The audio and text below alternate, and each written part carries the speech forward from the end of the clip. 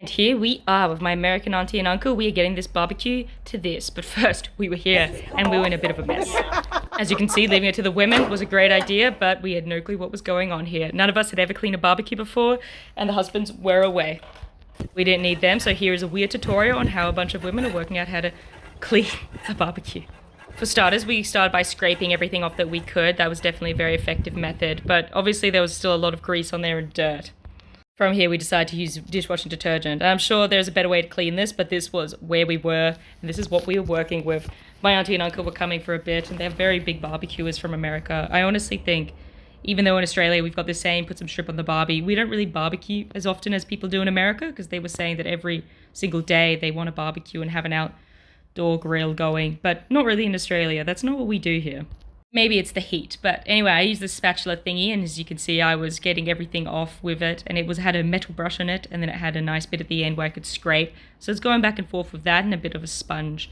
You can see to the left I've got a bucket of water that I'm using with detergent, but I don't know if that's very effective.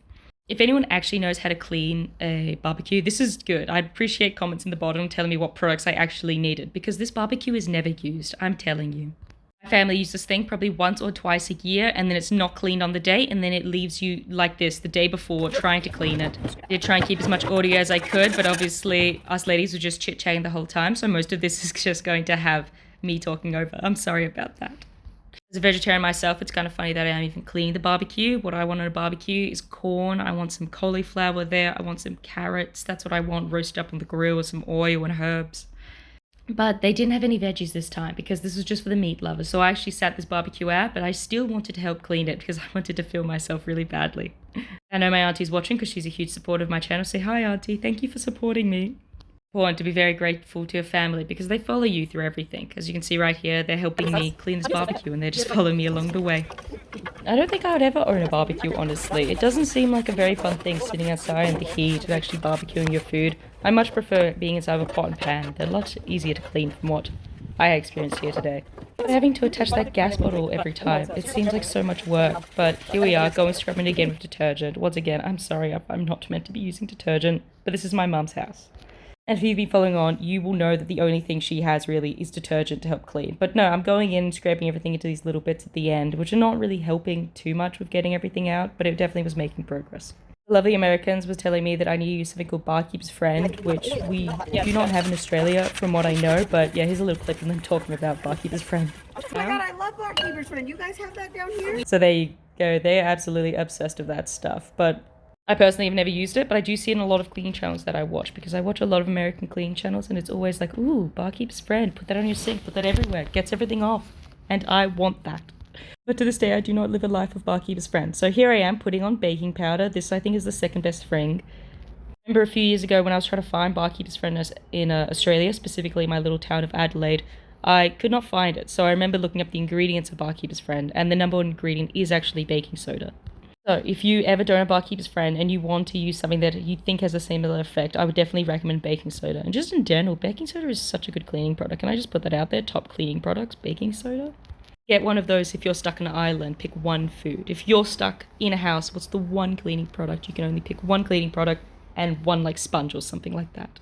You really got to think about this, because if you pick a sponge, remember that's also for cleaning the toilet. So what are you going to do? How are you going to clean it? See, at that point, I don't think I'd even clean the toilet. I'd just go poop outside, dig a little hole, leave it there, and then I don't have to clean anything. And then we'd be sorted. So that's how I would play this game.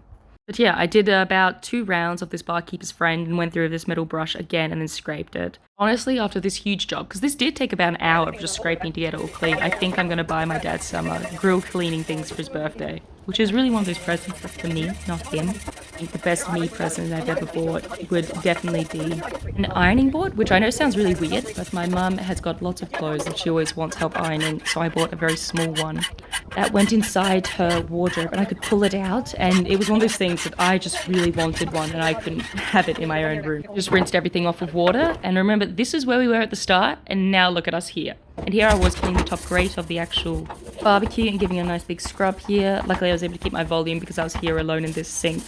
Actually using a scourer here, but earlier on the barbecue I was not, which I don't know why I was putting myself through that. It just did not come to my mind. But here I am going, oh my god, I can just use a scourer and scrape it, and it was so satisfying, getting everything off so nice and easy. Again, I'm just using detergent, which I don't think is correct. Pretty sure the best thing could be if I could soak it, I would definitely have soaked it, but as you can see, the sink is not big enough. Nothing would be big enough to really put this in. But yeah, look at it, it's looking so nice. And then I realized I had to do the sink because the sink was so dirty after all that. Heaps of grease, and I'm always told to clean up as I go along, so here I am cleaning up as I go along, wiping down the sink.